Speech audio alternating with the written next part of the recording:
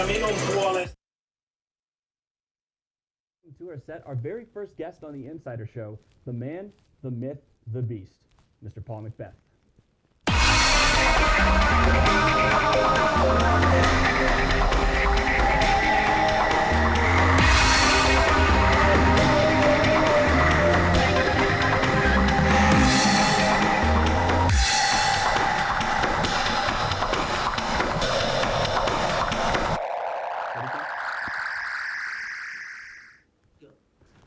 And our very first guest, Mr. Paul McBeth. How you doing tonight, bud? Feeling good. Looking forward to it. All right. Now, first, he's already calling me out on the little intro here. When we made this intro, 79 wins was what we put in, but that's not exactly true now, is it? No, 80 wins now. 80 wins. Let's start right there. Scandinavian Open was a week ago. A fierce competition, a fantastic finish. Tell me a little bit about that experience, that course, and really what you took from that. The experience was one I've never had before with the weather, never being up there in Skellefteå, and just having to deal with the, I guess, elements of the mosquitoes, the rain, the mud, and then the daylight for 24 hours. So it was a new experience, and I definitely learned from it.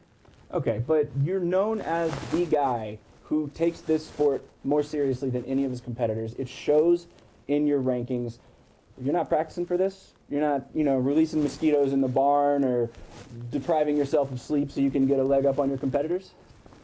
Definitely can't do the mosquitoes or the no sleep. I try to use the hours of the day as best as possible, but can't do it all the time. But yeah, everyone has to deal with those elements. Nobody's used to, a million mosquitoes. So I just had to go with it and just try to pretend they weren't there while getting bit up all day. Yeah. Well, some of us, I guess in Oklahoma, the mosquitoes aren't quite as bad. Some of us from Louisiana, we deal with those kinds of things on the courses, but it still doesn't make a difference in our ratings. But let's switch gears a little bit. Let's talk about Paul the man. You're here in Europe yet again. You are a big name in sports here. What is it like when you're greeted by these kids lining up outside to get your autograph, to see what you throw, to take your clinics? What kind of impact does that have on you? It's a big one. Growing up in sports, that was me with other athletes. So to be in this position and being able to put a smile on these kids' faces and all these other players around the world and spectators, it brings a smile to my face, and I want to do all I can to help the sport and to help these potential pros one day. Just fall in love with the sport and do all I can and try to be there. Visibly, so these people and kids can see and grow as well, and it's exciting, and I just want to do more. And I tell people all the time, whenever I'm back in the States, that they have to watch out for Europe. The next generation of golfers here is really tremendous. What have you seen that? Do you share that experience? Oh, every day I'm here. There's kids out at the course before, or juniors, as they call them here. They're out there at that course before we are. They're out there putting, throwing, and then just watching us. You probably have about 5 juniors to 10 juniors just for a practice round at 9 a.m. So I won't be surprised to see a lot more of these juniors once they can travel to the States or play more tournaments. It won't be a surprise to myself or as well as the touring pros here to see them grow, but it'll be a big impact when the U.S. Players start to see them. So year after year, do you see an improvement from European Open 2013 to European Masters 2014? Is there an improvement, and is there a growth in numbers? Yeah, the numbers there's 15 countries here represented at the European Open, so that number alone is grown from European, Masters and European Open 2 years ago. So the countries, there's more countries playing, there's more players, traveling for this tournament. I think we have 31 American players here, the most ever at an international event here in Europe. And just the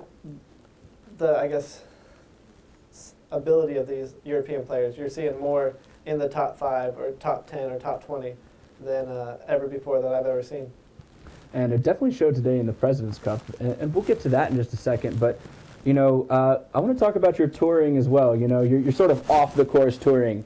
You've recently upgraded your touring vehicle. Yes. You have this massive, now wrapped custom-made trailer. You even made UC jealous because we thought we were doing good with this, with the Dismania RV here, the Maniac, and then you go and do that. I mean, tell me a little bit about that decision, and tell me, has it changed how you tour? Has it made a difference? Yeah, I mean, it's really changed the way I toured.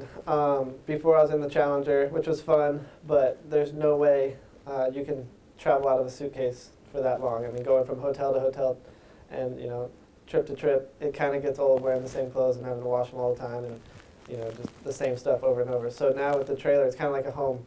You know, I feel like I'm at home everywhere I go because I have a closet, I have a bed, I have all that with me, so I'm comfortable more often. And the way it's, you know, the way it's helped me traveling as well is now I can run events like the McBeth Challenge or clinics and things like that, and now I can carry that equipment with me. And I think I helped out the PJ once and transported some equipment for them. So it's really been a huge help, and Innova's supported me 100% with it, and I just, you know, it's huge, and I think it's good for the sport as well. And you're speaking of the McBeast challenges. How did that concept come to be, first of all? It was actually my friend's idea, John Tompkins.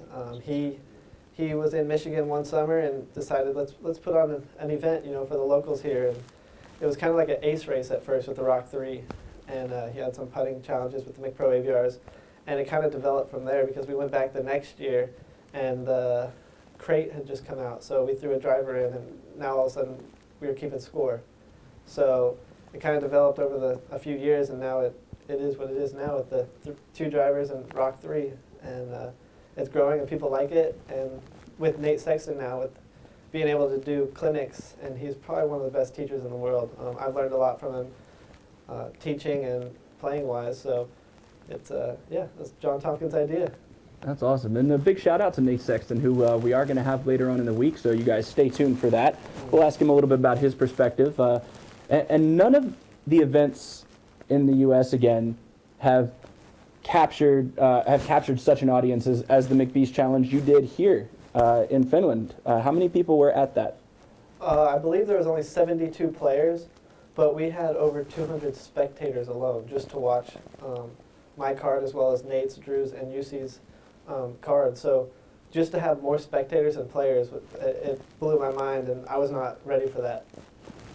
And that's really phenomenal, and it shows. And speaking of spectators, how about today? Today at the President's Cup, people were throwing numbers out there, and it got huge. But I can tell you, there were 4 digits. There's a 4-digit separator. We're kind of changing the term a little bit, but we'll bring it in for you. There were a lot of people just to watch the President's Cup. What is that experience like? I remember the gallery that we had at the European Open 2 years ago, and that was looking like 2,000 people. And to see that at the President's Cup this year is, I can't wait to see what it's like the final day. I can only imagine it being that big, if not double that. So seeing that many spectators, that many new faces, men, women, children, all ages, were there watching and enjoying it. They were enjoying it. Everyone, I think, you know, threw a cheer in here or there. So it's exciting. I can't wait to see where it goes as the week goes on. And it's really hard not to enjoy it when you get to watch Paul McBeth and KJ Nybo just absolutely duke it out on this course. We're actually going to show some clips. Let's look at your drives on hole 10 in the match play part of today. Tell me a little bit about this drive right here. You have to go over the soccer pitch, but there's a left side OB. Yeah, that drive was actually extremely low. KJ throws it really well here. There's no OB short, so just long. So I threw it a little bit low. And as long as you're across that soccer pitch right there, you can still attack the basket and set yourself up for birdie if you can keep it in bounds, because that's one of the tightest greens on the course. And what was the situation going into that hole? This was stroke play. So KJ was playing really well, and I was playing, I think we were tied score-wise. I think we were both 2 under at the time, and Nate started off really slow, and Yuho kind of had a slower start as well. So it was really leading into the final, I guess, the back 9 on the course. So we had a few birdie holes left, and then the tough par 4s of 16 and 18. And you really had to battle all the way. You know, when did you finally put that match away? Oh, it was the island hole. No, It was 17, I believe. 17 is when I had a few strokes on KJ. And I think, yeah, 17, I had 4 strokes going into 18, so all I had to do was just lay up for par and take the win in that first round. And KJ took second, Nate third, and Yuho kind of struggled at the end. Now, he was able to put KJ away, and who will also be on the show. We're going to do another little shameless plug. We can't wait to talk to him about his side of the events. But at first, he had to do stroke play. And KJ started out incredibly hot. He absolutely parks the first hole. You also managed to birdie it. Mm-hmm. And then he goes to hole 2. Let's check out his drive on hole 2 here. And just a roller, and he sets it down so beautifully as the hole drifts over to the right. You can see the gallery lining up, and he's parked.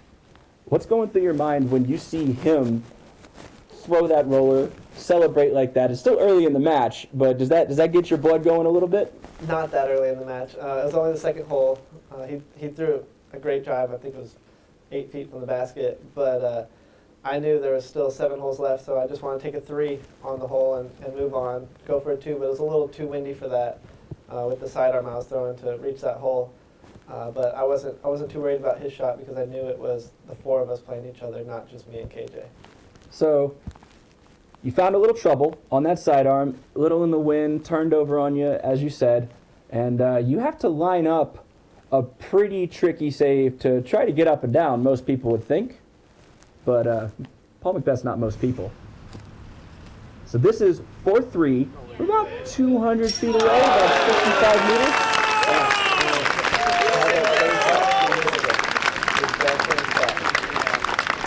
And that's just, and I have to say, not to brag in any way, but I had one of those moments. I was standing, not far behind you at that point, and you just get one of those moments that comes over you where you're like, this is going to go in. And it was before you even threw it. It was before you even reached back, and just boom, that happens. Were you feeling that in that moment? Was that an intentional, confident, I'm going to get a 3 here? Or was that just, hey, you know what, it went in? Yeah, I mean, it really was because I had that same shot 2 years ago, and I knew exactly what to do in that situation. And I threw the shot, and it looked identical. So it wasn't surprising in my mind, but just to see it happen again was, I don't know, it seems like dumb luck. You can never count out dumb luck when you're playing, though, and that's just really a phenomenal shot. It never left the basket. It's left or right. You know what, we have to cue this one up again. We have to see this one more time. Let's take a look at his drive, his 4-3 save on hole 2. I mean, this thing never goes right or left of the basket. It just goes dead straight in. That's why I said the Nova. There you go. Famous plug for the Nova. All right. Well, Paul McBeth, thanks for joining us. We're going to chat with him a little bit later in the round. This is Paul McBeth. We're going to call him the unofficial MVP of the President's Cup 2015. We're going to see you real soon. But right now, we're going to have to bring in the captains of Team USA and Team Europe. Coming right back with Derek Robbins and Eric McCabe.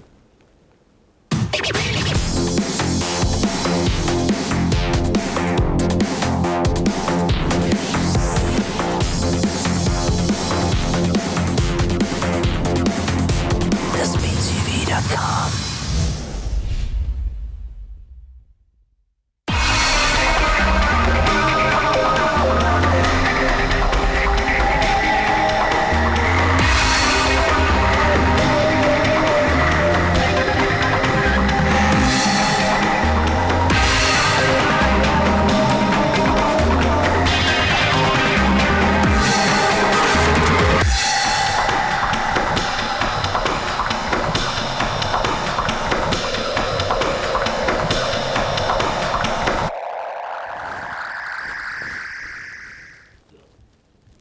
And we're right back. Sitting immediately to my left is the captain of the Team USA for the 2015 President's Cup, the 2010 World Champion, Mr. Eric McCabe.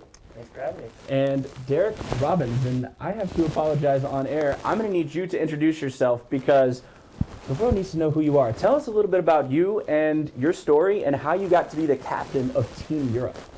The story starts way back in the 70s. I was really into throwing frisbees. 78, I played my first disc golf tournament, and I've not stopped since. I keep playing. I run my own course back in England, and I probably has travelled to more countries, competed in more countries than anyone else. I think at 25 countries now. That's fantastic. All of them disc golf related?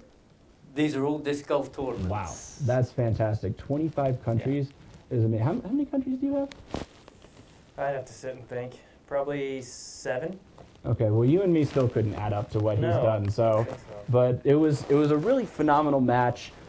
You know, despite what the score looked like halfway through and towards the end, there were some great swings. And you know, for those who don't know, Eric, tell everybody a little bit about how the teams are selected, and from both the automatic qualifiers and then the 2 picks that you get. Tell us a little bit about that process. Well, it's about the world rankings. You know, you get the 4 men's spots and then the 2 ladies as well. And then the captains get to pick 2 guys. And there's an alternate as well, and you're able to move that alternate up, which is what I chose to do because I felt Will Schustrick deserved a spot on the team, being the current U.S. champion and 3-time U.S. champion. So I felt he had a reason to be there. And then Ricky Wysocki as well. I thought Ricky had a really good year. He had 1 bad tournament last year, and the Worlds and USDGC weigh a lot on who gets to play in this event. And I thought just because Ricky had 1 bad event, other than that, next to Paul, he probably played better than anybody else last year.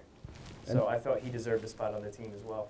And that's absolutely true. I mean, last year, Ricky Wysocki, it was really a shocker to see his USDGC performance because of how absolutely dominant he was, especially with his long-range putting throughout the year. Well, Derek, tell me a little about your team, some of their strengths, and tell me about your 2 picks and why you chose that lineup. The picks, well, one of them was a really obvious one, because the guy who's been in fantastic form this year, Seppo Paju, he's just been outstanding. And in fact, as it turned out, in the President's Cup, he was our top scorer. The guy did brilliantly. And the other guy I chose, Juho Parviainen, he's got a great record. Maybe a little bit off the boil this year, but I chose him because he's a winner. He's won lots of tournaments, and also he's going to get a lot of local support as well. And he's going great. But for 1 hole, which kind of killed his stroke play, he played very well. He absolutely did, and Juho he's a crowd favorite here. He was getting a lot of applause, a lot of cheers rallying behind him. And I mean, Seppo, 4 down through the stroke play, second only to Paul McBeth, and then winning his match play. That's really, he has to be the MVP for Team Europe. I mean, and that's taking nothing away from the rest of the great players. I mean, we were just talking about KJ and how he parks hole 1 and he parks hole 2, and he just looked so precise. That's probably the most precise I've seen him play in quite a while. Do you think this meant something to Team Europe? You know, being 0-6 coming into this, how much did this mean to you guys? Oh, it's such a thrill to take part in it, I'm sure. I mean, as a captain, I was absolutely thrilled to be there. And, you know, we're getting closer. We keep thinking, maybe this year. But, you know, obviously the USA have a fantastic strength in depth, and the odds are going to be against us. But I think every player feels that, you know, on their day, if they bring their A game, and if the other guy or girl is, you know, not quite 100%, you know, it's there for the taking. So, you know, you're always optimistic. One year, we will do it. I have absolutely no doubt that at some point that we're going to have a very hard time retaining that undefeated record. And even Paul was saying, you know, that gap is shrinking. Did you see that? And tell me a little bit about the matchups that you guys get to choose and the strategy behind it. And did that shrinking of the gap influence that strategy? Well, yeah, I mean, as far as the seeding goes for our team, it was a little difficult because you don't know what the other team is doing. If do I want to put Paul McBeth as the #1 spot? Well, to me, it didn't really matter where I put Paul McBeth because nobody would have beat Paul McBeth today, or pretty much any day for that matter, the way he's been playing. And you can be a little strategic about it and place, you know, your better players toward the bottom. And I just wanted to put my team together as the camaraderie of, you know, the guys who they mesh well together, how they play well together. So obviously Dave and Ricky, both being on Team Latitude 64, they both play well together. Put them together, and then you got Will and Paul. So I figured put those 2 together as well, Ulibarri that is. So I just figured put them all together, let's mesh well, and let's just go out there and have a good time. And Team Europe is getting better and better every year. I believe last year it came down to the very last hole. So this year it almost did as well. I mean, it was getting tight there through the match play. I believe Team USA won maybe only 1 or 2 of the overall matches, with Team Europe taking 5 of them. Is that right? I believe we won 4.5, 3.5, something like that. Two full. I think 2.5 is what it was, but no, it was 3.5. You're right. Yeah. Really fantastic. And we also have to point out from Team Europe another great performance from your alternate. Heinrich Johansson came in and absolutely scored points where it was necessary. He took down Dave Feldberg in the match play, and that really gave a boost. Yeah. When you're out there, you guys are kind of going between the cards, talking to your players.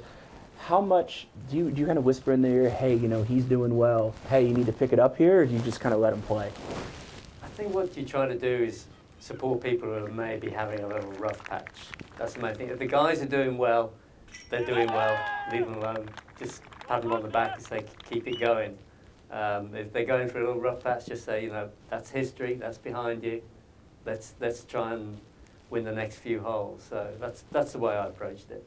Absolutely. And let's talk a little bit about your strategy. How did you pair up the team? And when faced with a challenge of seeding someone against Paul McBeth, how did you approach that?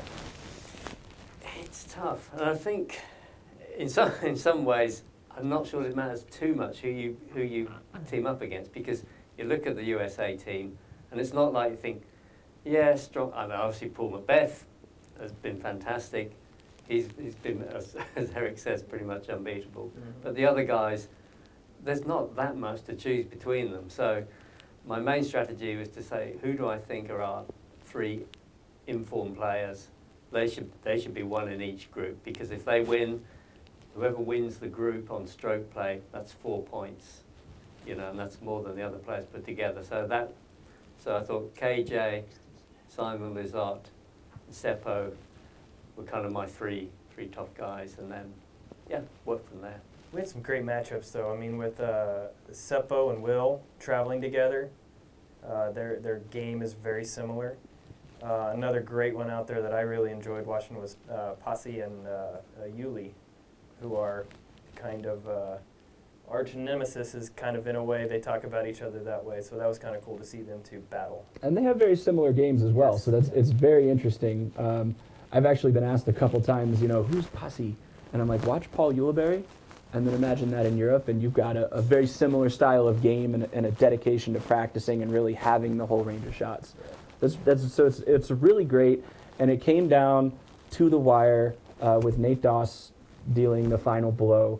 Do you have any last thoughts, Eric, on how this went, and anything you would do for any advice to the future captain?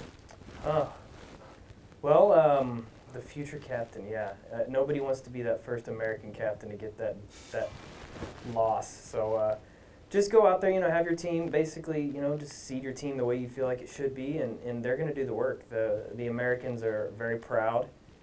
They come together at an event like this, and I personally want to thank UC for putting this on again. To me, this event is like in golf. The Ryder Cup is larger than most of the golf tournaments, and I would like to see this event, the President's Cup, get to that level, to where it's looked at upon in higher standards, because it is a fabulous event. Really brings us together. It does nothing but good things for the sport, and thanks a lot to UC and the whole crew for doing this. Absolutely. And Derek, same question to you. Going forward, what advice do you give to that first European captain that really wants to get that victory? I don't know what advice I could give, really.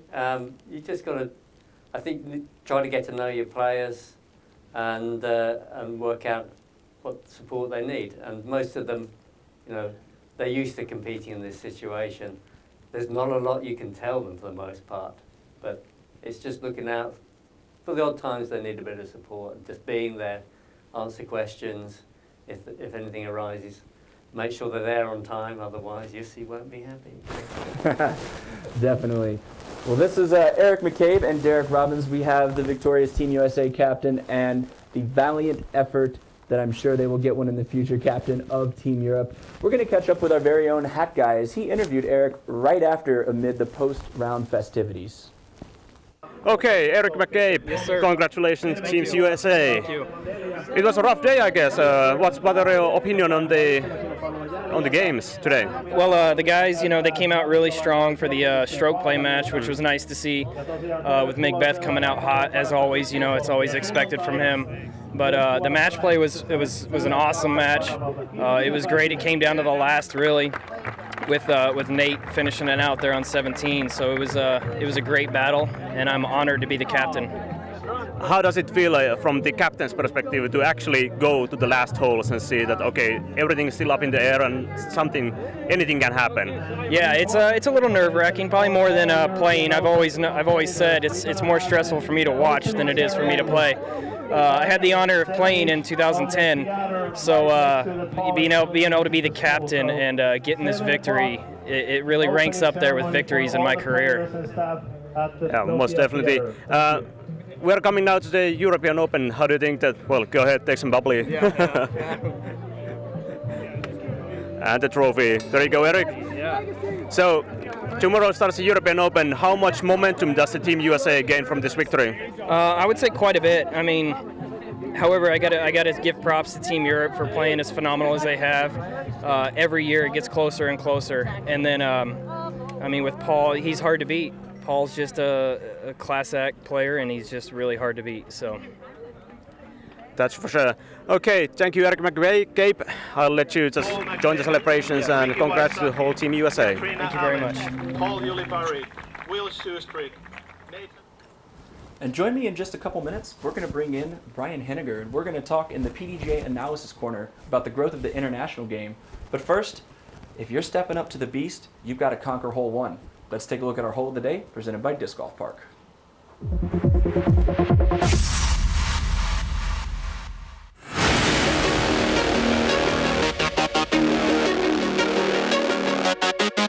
Every player tees off at hole number one, and it's actually a special feeling to step on that tee. You get your name announced. It's a par 3, 92 meters, 4 meter downhill, so it's a relatively easy shot for any player, but the trick is that you're throwing your tee shot through the triple mandatory, which is only 4.6 meters wide and 4 meters tall. Hole one at the beast. Pressure's on. First shot of the tournament. One of the shortest holes on the course will be a mid-range for most players. I'm throwing my C-Line MD3. Just get it to the basket, get it low, hyzer finish, make a putt, start off the tournament good. That's it. Had a pretty good first shot. I think I'm on the green at least. Now it's time for the first putt of the tournament. Always key for the whole round, so hopefully I sink that. Tricky first green. Behind the basket it slopes down. Another reason for throwing mid-range disc, they wouldn't skip all the way down the hill. Have an easier putt. Distance-wise is not that big deal, but you need to aim right and execute the first shot in front of 200 people.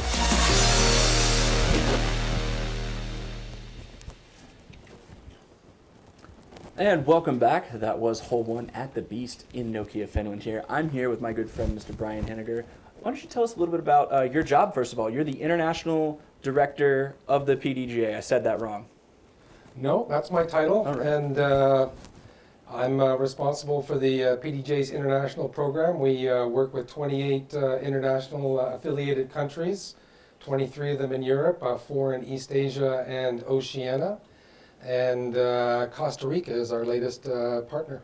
That's fantastic. And you've really seen the growth of the game, which will really lead into the keys to the competition here in Nokia. But let's talk about the growth of the international game first. Where is it growing the fastest, and how fast is it growing? It's growing like wildfire right here in Finland. They're going to have, last year they had just over 1,000 PDGA members, current members. This year they're going through 1,500 right now. As of a couple of weeks ago, they had 106 sanctioned events on the PDGA Tour calendar. There's 450 courses in this country of 5.5 million people with a short playing season. Nowhere in the world is it growing faster than in Finland. Right next door to Finland is the little country of Estonia. 5 years ago, there was barely any disc golf in Estonia. Estonia is growing quickly with some help from its Big Brother just across the hovercraft from Tallinn, Finland. Traditionally, Sweden was the biggest international country. Finland's great sporting rival, but Finland is surpassing them and keeping on going. And it's really interesting that everybody echoes the same sentiment that the game is growing here and the gap is closing. With regards to such a competitive tournament like a PDGA major, how does closing the gap affect the strategy? How does it affect, who do we look at as the front runners, the dark horses? The gap is closing. There's Europeans in this mix now. Well, we know who the front runner and the favorite is because we've been talking about him all through this show. Our friend Mr. Paul McBeth. In terms of the host country players, we've talked about Seppo, we've talked about Juho. There's also Pasi Koivu and some others who have a chance of winning this tournament if they play exceptionally well. The other top European dog, Simon Lizotte, we haven't talked about him much, but he is Europe's highest rated player right now. He's been touring in Europe, and if he can keep his head on all the way through the tournament and not lose his focus, because he tends to do that even when he has a big lead, he has a chance to win the biggest event of his career. He's not just a trick shot master. He is the highest rated player in Europe. And in 2013, speaking of front runners, Paul McBeth won that tournament. But we're seeing, again, talking about this gap closing, we're seeing an improvement in the overall skill level. How does that translate to growth numbers of recreational players across Europe? Well, the PDJ surveyed our international country partners earlier this year, and Finland said we now have 75,000 regular disc golfers. That's people who are in the warmer months are playing once or twice a week or longer.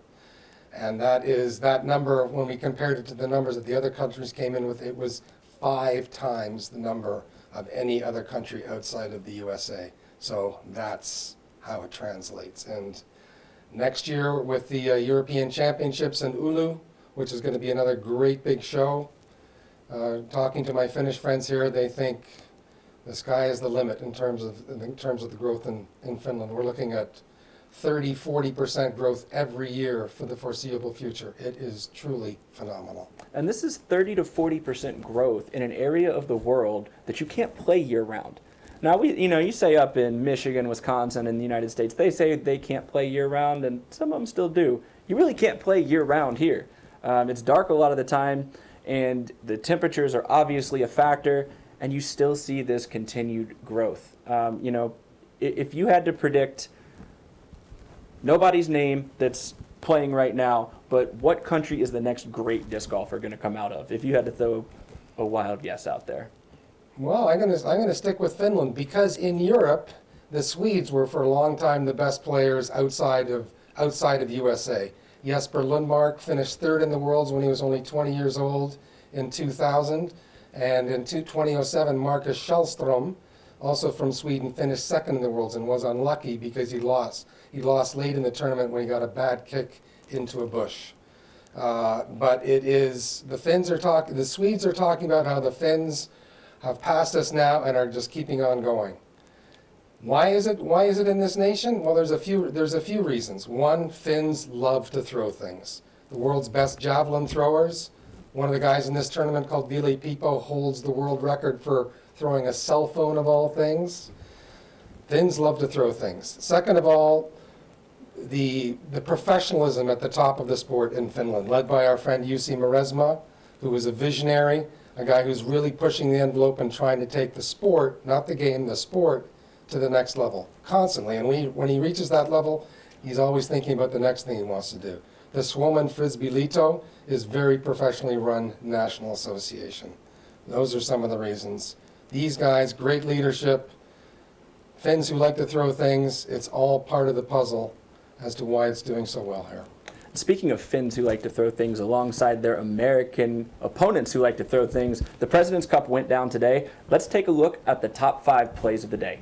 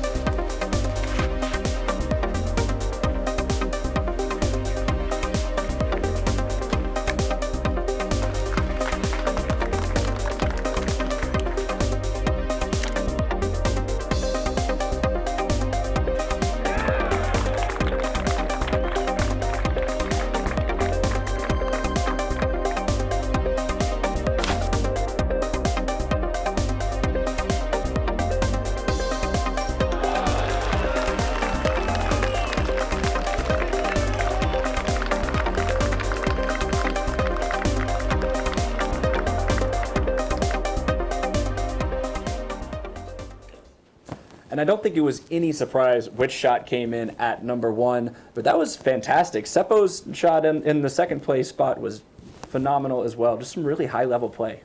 Well, what was really cool about those 5 shots is they were all different shots. There was McBeth's approach shot, Seppo making a long putt over water, a huge hyzer shot by Seppo, Nate's forehand. I mean, it was a microcosm of how the top pros have all the shots in their bag.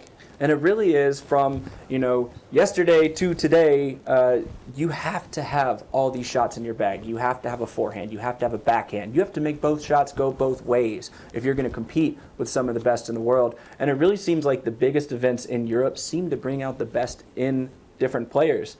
And you know what? Let's look in the SpinTV archives. About a year ago, somebody threw a really great shot in a European Masters 2014.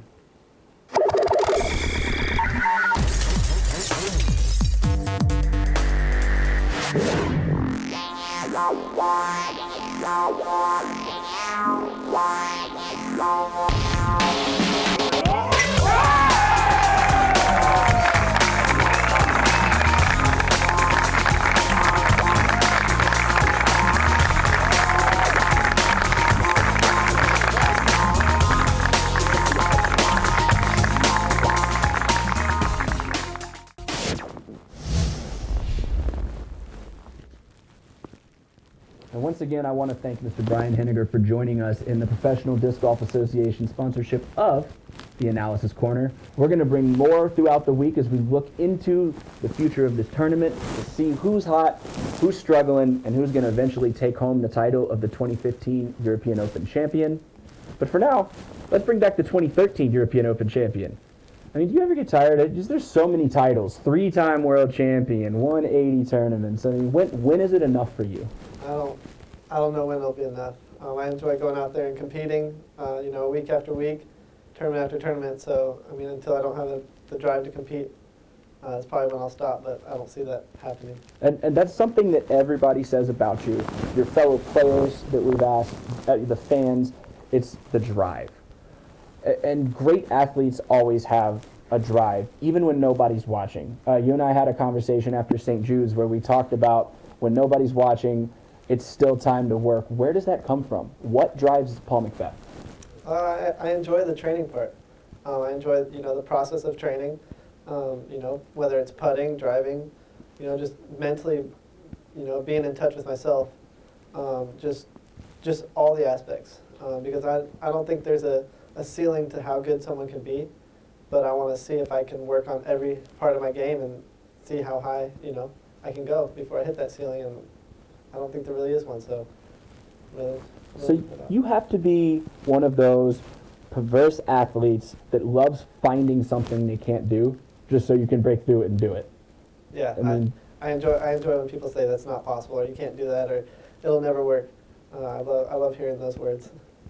And why disc golf? Well, somebody with your drive, there has to be, other than just the training aspect, what is it about disc golf that makes you put in these hours when you know that, maybe other people aren't doing that. Maybe other people are taking Saturday off. Maybe they're hanging out, going drinking a beer. Why disc golf and why you? I think mostly because I don't think I've seen a person that's done that in disc golf yet. I see the way that UC does it off the course. I want to be able to do that on the course, and put all my time and effort into it and, push the sport on the athlete's, side of it as far as I can. I want to be able to throw all the shots, and physically be able to do everything, whether it's, just simply running and I want it all to come together with disc golf as a player and just see how far, one's body can go. We hear a lot of people talking about your strengths, how good you are, what the situations you're able to overcome. I'll ask you the easy question first. What is the best part of your game? From the inside perspective, what's the thing you do best? I don't know if I can pinpoint one. The one I hear the most is putting, pressure putting, but I don't see one part of my game better than the other because I do work on all of them just as much. I want to be able to throw a good shot every time, whether it's backhand, sidearm, upshot, putting. There's not one that I would pinpoint and say is the best because they all still need work. Is there anything that makes you nervous when you step on the course? Is there any weak part of your game that you step up and say, oh man, I don't know about that? Yeah, I mean, I get that all the time, but it's just the ability to, get over that. And that's just by simply, stopping, taking a breath, and just, all right, throw the shot that you practice, putt the way that you practice. Because they say practice makes perfect, but it's really practice makes permanent.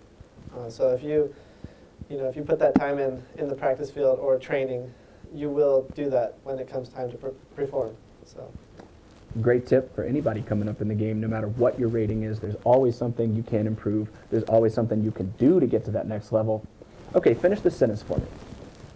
Paul McBeth wins the 2015 European Open if? He sticks to his game plan and throws, pretty much that, sticks to his game plan and doesn't second guess any of his shots. Doesn't second guess any of his shots. All right, so what's the game plan? You don't have to give me all of it. What's the key points? What's the keys to victory if we were to flash it up on the screen right here? What are your keys? Make your putts. Make your putts. Get off the tee, inbounds. Get off the tee inbounds because it's real easy to go out of bounds on a lot of the open holes here. Just one little mistake and it could get caught up in the wind or just sail too long or too short and be out of bounds. So getting off the tee and then making the putts when you have the putts. That's fantastic advice. If you're Paul McBeth, that's all you have to do. That's all you got to do to win a major in the sport. But before we let you go, we have a very special giveaway. We're going to do a raffle. For what? Tell us a little about the raffle. What are we giving away and why are we giving it away? We're giving away 3 discs from the European Open with the special collector's stamps, and Paul's going to do the drawing for us. All right, let's do it. As soon as we're going to fly on the hat so we can do the drawing. Okay. All right, we have an official Hat Guy hat, and we're going to be giving away some of these this absolutely beautiful collector's set. I sound like I'm on Home Shopping Network right now, but it's already been given away. You can't buy this. Paul McBeth, who's going to win this thing? One person for all 3? One person for all 3. So we're generous around here. That's how we do things. Nobody wins it. Nobody wins it. Nobody won that. Nobody won that one? All right, let me mix them up a little bit. Mix them up, mix them up, mix them up, and boom. Hold on, who stuffed this thing? Hold on, trade me these right here. Here we go. I like these. All right, this one has a name on it.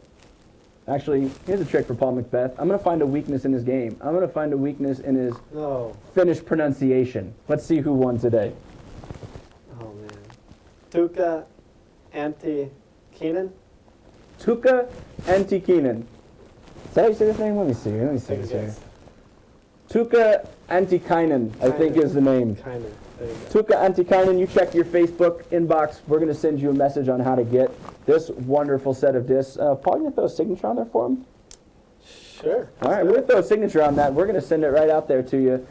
And that is for the first night, July 15th, 2015. This is our first ever European Open Insider Show. We want to thank Paul for joining us. We want to thank Derek Robbins, Eric McCabe, Brian Henniger. You guys have all been excellent tonight. We hope that all of you will tune in tomorrow night. We have special guests. We have the 3-time world champion that's not sitting right next to me. We've got Nate Doss in the building, and we also have the very popular, great ambassador of the game, world champion in his own right, Dave Feldberg is going to join. Until then, this is Jamie Thomas saying good night. See you tomorrow.